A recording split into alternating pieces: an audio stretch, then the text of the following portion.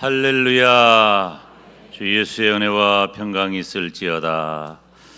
그리스도인의 모습은 무엇일까?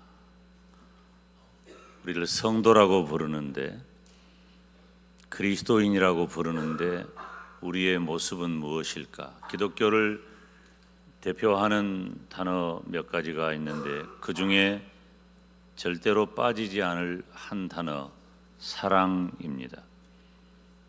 우리는 사랑해야 합니다. 그런즉 믿음, 소망, 사랑 이 세 가지는 항상 있을 것인데 그 중에 제일은 사랑이라 그랬어요. 왜?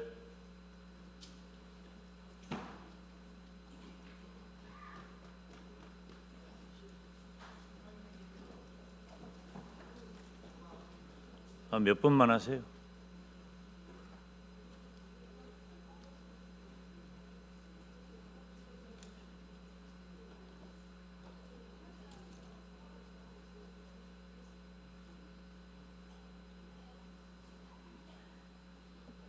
몇 분만 하셔.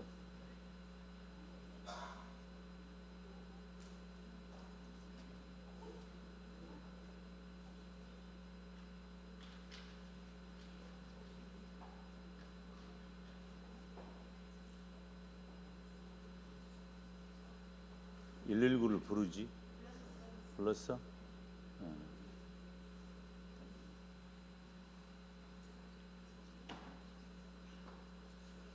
기도합시다. 하나님 아버지, 예배를 드리는 중에 힘든 육체를 주님 불쌍히 여기시고 온전하게 하여 주시옵소서. 우리 모두가 다 언제든지 힘들고 어려운 시간 있을 텐데 우리 하나님 비상 간섭하시고 은혜로 인도하여 주시옵소서. 이 시간 말씀 듣는 시간입니다. 하나님 부족한 종 불쌍히 여기시고 하나님의 말씀 잘 전하도록 은혜 내려 주옵소서. 예수님 이름으로 기도하옵나이다. 아멘. 할렐루야. 주 예수의 은혜와 평강이 있을지어다. 우리 기독교의 상징 언어는 사랑이에요. 사랑을 뺄 수가 없죠. 그런즉 믿음, 소망, 사랑 이 세 가지는 항상 있을 것인데 그 중에 제일은 사랑이라. 따라서 합시다. 그 중에 제일은 사랑이라. 우리는 사랑해야 합니다. 특별히 우리 주님께서 서로 사랑하라고 말씀하셨습니다. 하나님을 사랑하고 내 이웃을 내 몸과 같이 사랑하라고 말씀해 주셨습니다.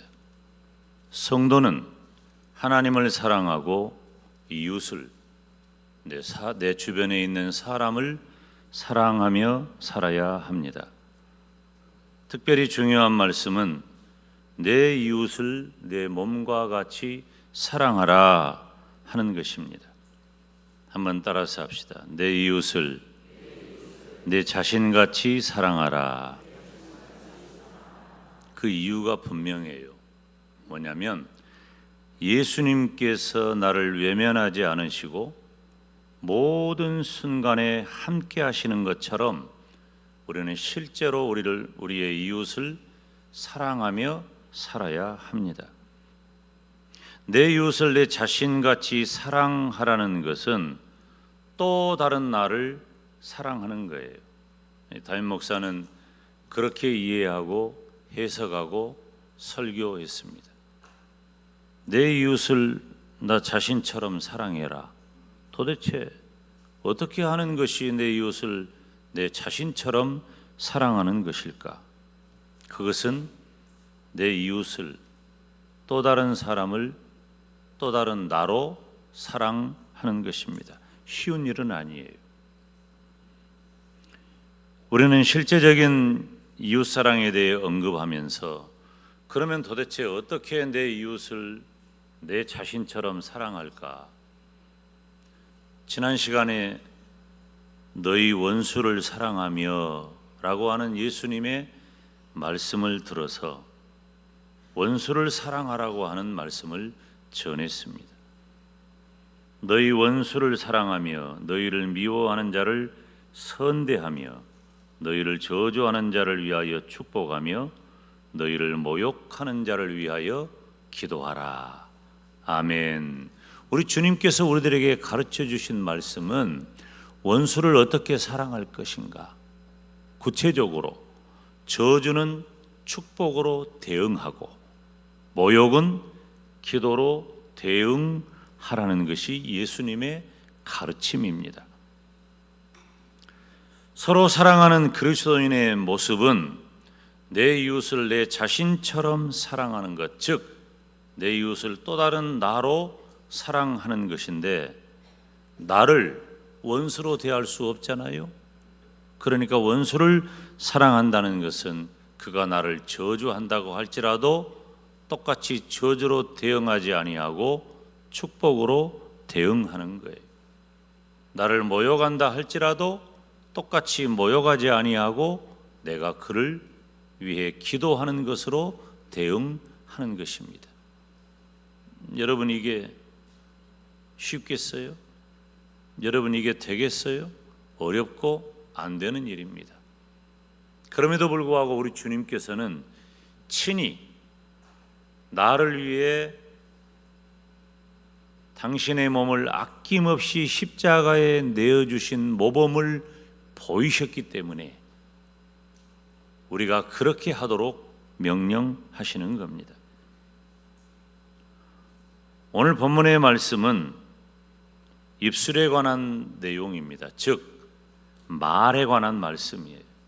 우리가 실제로 내 이웃을 어떻게 사랑할까?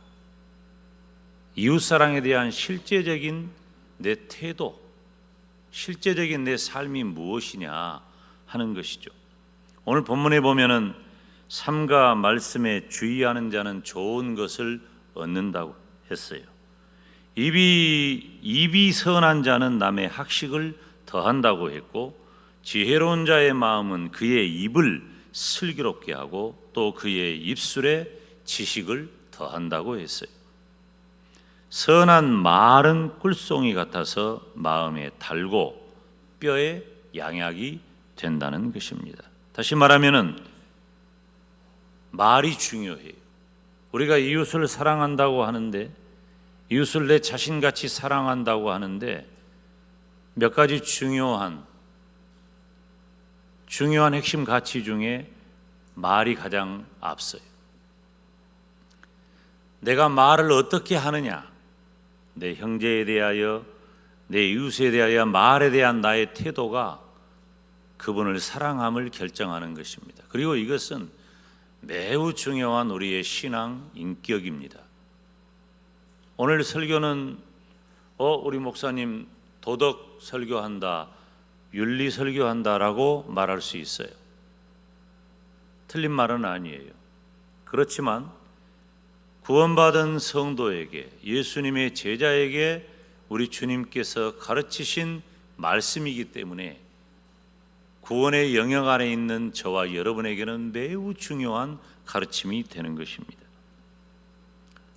오늘 본문이 구약의 말에 대한 교훈이라고 한다면, 신약의 말에 대한 교훈은 야고보서 3장 1절에서 6절 사이에 기록하고 있습니다. 좀 길지만 우리가 함께 읽겠습니다.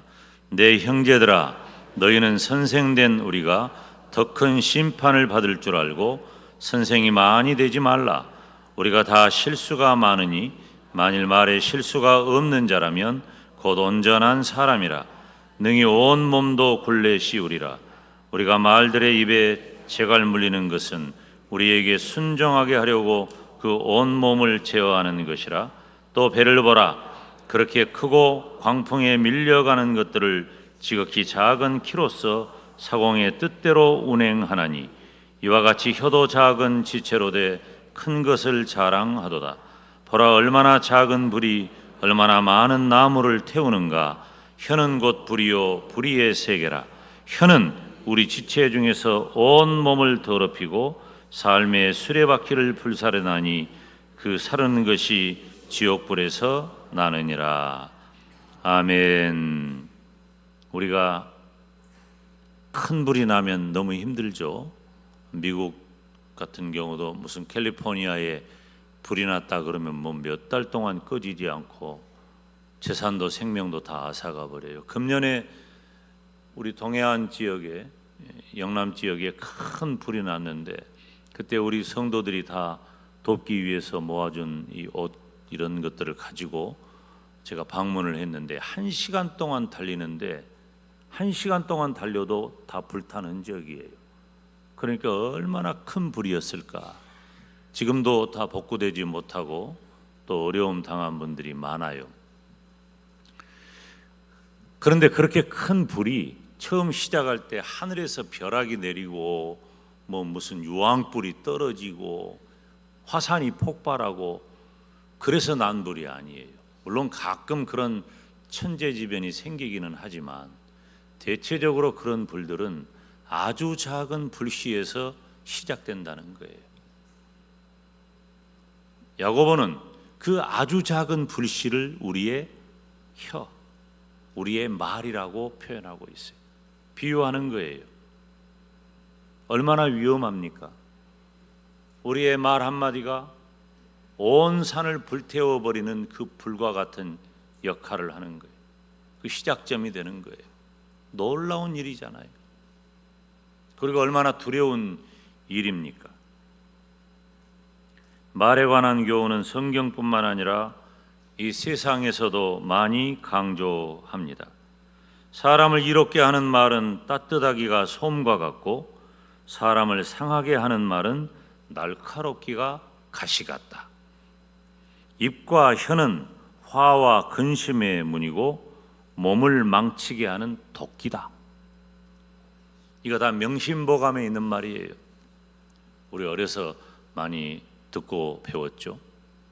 그러면 이 말이 얼마나 위험합니까? 차라리 입을 닫고 사는 것이 유익하다.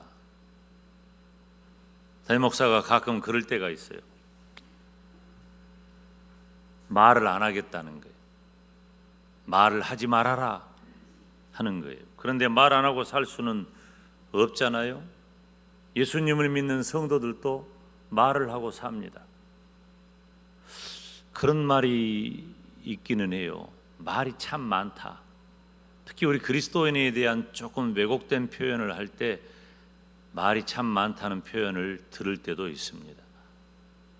그런데 담임 목사는 오늘 말씀을 통해서 우리가 내 이웃을 내 자신처럼 사랑한다면 말을 어떻게 해야 할 것인가, 이 주제를 잠깐 살피려고 하는 것입니다. 첫째, 말을 옮기지 말아야 합니다. 말을 옮기면은 안 돼.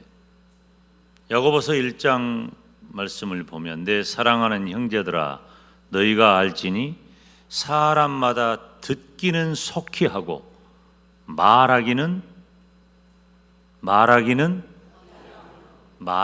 더디해라. 더 말할 것도 없이 성내기도 더디하라는 거죠. 듣기는 속히 해도 잘 들어도 말하는 것은 더디하라는 것입니다. 잠언 11장 13절에 두루 다니며 한담하는 자는 남의 비밀을 누설하나 마음이 신실한 자는 그런 것을 숨긴다고 했어요. 또 20장 19절에 보면 입술을 벌린 자를 사귀지 말라고 그랬어요. 그러니까 말을 퍼뜨리면 안 돼. 말을 옮기면은 안 돼요. 우리 예수님을 믿는 성도는 말을 옮기면은 안 돼. 우리가 내 주변에 있는 형제들에게 가장 하기 쉬운 실수는 말을 옮기는 거예요. 분명히 대화를 했는데 그 말이 옮겨가는 거죠. 말을 옮기면 더하거나 빼게 되고 원래의 의도와는 달라지는 경우를 우리는 많이 보게 됩니다. 말을 옮기면 안 돼요. 그러면 대화가 안 되는 거예요. 말을 옮기면. 말을 옮기지 않기를 바랍니다. 가능하면 귀만 있고 입이 없는 것이 훨씬 좋아요. 가능하면 말을 옮기지 마라. 한번 따라서 합시다. 말을 옮기지 말라. 두 번째는 험담을 조심해야 돼요. 에베소서 4장 29절에 함께 읽습니다. 무릇 더러운 말은 너희 입 밖에도 내지 말고 오직 덕을 세우는 데 소용되는 대로 선한 말을 하여 듣는 자들에게 은혜를 끼치게 하라. 아멘. 무릇 더러운 말은 너희 입 밖에도 내지 말아라. 여러분, 우리는 재판관이 아닙니다. 다른 사람을 험담하면 안 돼요. 내 기준으로 다른 사람을 묶어놓으면 안 돼요. 근데 우리는 대부분 이런 실수를 하죠. 성도가 범하기 쉬운 실수는 누군가를 험담하는 것입니다. 우리가 상대방을 무너뜨리는 가장 악랄한 방법은 그 사람에 대해 험담하는 거예요. 의도가 매우 나빠요. 의도가 나쁘지 않아도 그 결과는 너무 나빠요. 상대방을 무시하는 말, 그리고 상대방을 압도할 만한 지나친 자랑의 말, 그리고 저주하는 말, 그리스도인의 모습이 아닙니다. 예수님을 믿는 성도는 말을 옮기면 안 돼요. 그리고 험담을 조심해야 돼요. 이 말이 너무 무서워요. 우리는 말의 피해를 받은 사람들이 간혹 있습니다. 말을 안 하면 괜찮은데 말을 해버리니까 크게 문제가 되는 거예요. 그리고 사실 우리가 말을 옮기거나 험담을 안 한다고 해도 말을 하는 것보다 안 하는 것이 훨씬 유익해요.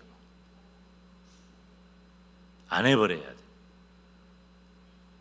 제가 지금 말을 해야 될 일이 있는데 일부 예배 때 물어봤는데 결론을 못 내렸어요. 여러분들에게 다시 물어보려고 그래. 내가 지금 이 몇 사람한테 말을 해줘야 될 일이 있거든. 그 잘못을 좀 지적하고 그리고 좀 가르치고 그렇게 해야 되는데 해야 될까 말아야 될까 지금 내가 생각하고 있어요. 해야 될까요? 해야 돼요? 하지 말까요? 해요? 그래. 국민투표가 2부 예배 때는 하라는 쪽으로 흘러네. 1부 예배 때는 그 방향을 잘 못 잡았는데 대답은 여러분이 했어도 내 마음대로 하겠어요. 쉬운 일이 아니에요. 제 경우를 보면 제가 무슨 말 잘 안 들으려고 하는 그런 성향이에요. 그 어려서부터 하여튼 내가 열심히 하고 최선을 다하는데 누가 이렇게 지적하면 마음이 힘들어. 그러니까 나도 힘드니까 상대방도 힘들 것이다, 그런 생각을 해요. 그런데 가끔 저도 누군가에게 말을 할 때가 있어요. 별로 유익이 없더라. 그러면 저는 주의 종으로서 가르치는 그런 위치에 있을 때가 많은데 그 말을 참는 것은 쉽지가 않아요. 가끔 할 때가 있는데 유익이 별로 없어요. 아직까지는 그래요. 그리고 말하고 제가 후회할 때가 참 많아요. 어찌되었든지 이건 하나님이 주시는 지혜를 힘입어야 합니다. 왜냐하면 우리는 말을 안 할 수는 없으니까. 말을 할 수밖에 없으니까. 대표적으로 제가 지금 세 가지만 얘기를 하는데, 첫째는 옮기지 말자. 누구 말을 듣고 그 말을 옮기지 말자. 두 번째는 험담하지 말자. 입만 열면 다른 사람 험담하는 사람이 있어요. 자기도 모르게 하고 있어요. 그리고 안 했다 그래. 험담한 줄을 자기가 모르니까 안 했다 그래요. 이 습관성이에요. 험담하면 안 돼요. 그러면 세 번째로, 우리 그리스도인들은 내 이웃을 내 몸과 같이 사랑하라고 했으니까 나한테 내 말을 내가 어디다 옮기거나 나한테 험담하지는 않아야 되잖아. 그러면 나한테는 무슨 말을 해줘야 될까요? 축복의 말을 해줘야지. 그래야 내 마음이 편하잖아요. 내가 나에게 축복의 말을 하는 거예요. 이웃은 또 다른 나니까. 누가복음 27장 28장 앞뒤를 보면 너희를 미워하는 자를 선대하며 너희를 저주하는 자를 위하여 축복하며 그랬어요. 나를 미워하는데 선대하고 나를 저주하는데 축복하라는 거예요. 예수님을 믿는 성도의 언어는 항상 축복의 언어가 되어야 할 줄로 믿습니다. 형제를 사랑하는 성도의 모습은 말에 드러나요. 그 사람 앞에서 하는 말도 중요하지만 그분이 없을 때 하는 말이 더 중요해요. 그분이 없을 때 하는 말이 그분에 대한 나의 태도이기 때문입니다. 성경은 말로 축복하는 내용으로 가득해요. 성경에는 축복하는 내용이 가득해. 그 축복에 구약의 축도라고 별명하는 민수기 6장 24절로 26절이 있습니다. 우리가 함께 읽습니다.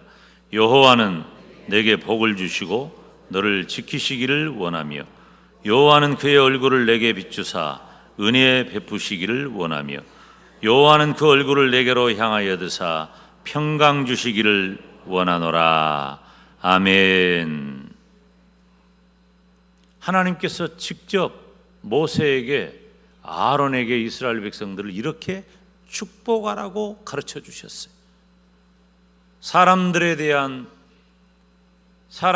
대해 우리가 말하기를 원하는 하나님의 의도는 축복의 말이에요.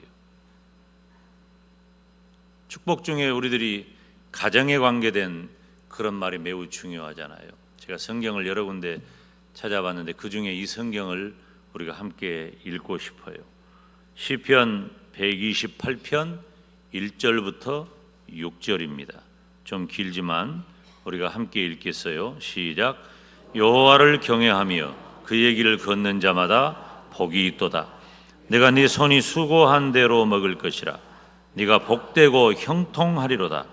내 집 안방에 있는 네 아내는 결실한 포도나무 같으며 내 식탁에 둘러앉은 자식들은 어린 감람나무 같으리로다. 여호와를 경외하는 자는 이같이 복을 얻으리로다. 여호와께서 시온에서 내게 복을 주실지어다. 너는 평생의 예루살렘의 번영을 보며 내 자식의 자식을 볼지어다. 이스라엘에게 평강이 있을지로다. 아멘. 사랑하는 여러분, 우리는 이 같은 축복의 말을 하며 사시기를 바랍니다. 제가 어렸을 때 할머니에게서 자랐어요. 우리 할머니한테 자랐으니까 우리 할머니는 이제 욕을 그렇게 잘하셔. 그러면 욕을 잘하는 할머니한테 자랐으니까 제가 욕을 잘 알겠어요, 모르겠어요? 알 뿐만 아니라 잘 하겠어요, 못하겠어요? 한다고 하면 안 돼. 할 수도 있다. 그렇게 말을 해. 할 수도 있단 말이에요. 욕을 할 수 있는 가능성이 저한테 굉장히 많아. 욕을 얼마나 많이 알고 있냐면 한도 끝도 없어요. 근데 이제 제가 청년 시절에 이렇게 차를 타고 가는데 우리 장로님하고 이렇게 차를 타고 가는데 누가 옆에서 끼어들어서 정말 사고가 날 뻔했어요. 제 옆에 앉아 있는데, 근데 같이 그 운전하는 그 장로님이 저희 동서 장로인데 장로님이 깜짝 놀래가지고 브레이크를 잡으면서 뭐라고 말을 하면은 축복이 있을지어다 칵 그러는 거예요. 나중에 칵 그 소리를 안 했으면은 딱 좋았을 텐데 욕은 못 하겠고 축복이 있을지어다 칵. 그래서 저도 가끔 희한한 일을 만나면 기분이 안 좋거나 좀 문제 있는 사람 만나면 축복이 있을지어다 칵. 이 칵 소리도 안 해야 되는데 칵이 그 후렴처럼 취임새처럼 갖다가 붙이기도 해요. 쉬운 일은 아니죠. 사랑하는 여러분, 우리는 내가 그 사람을 사랑한다면, 그리고 사랑해야 한다면 말을 통해 실수하지 말고 입을 다무시기를 바랍니다. 입을 다물어야 돼. 말로 실수하면 안 돼. 말을 옮기거나 험담하면 안 됩니다. 이건 도덕 이야기가 아니에요. 그리스도 안에 있는 성도의 모습이어야 해요. 그리고 기어이 말을 해야겠다면 축복의 말만 하시기를 바랍니다. 축복의 말을 통해 그리스도인의 아름다운 모습 보이기를 주님의 이름으로 축원합니다. 기도하겠습니다.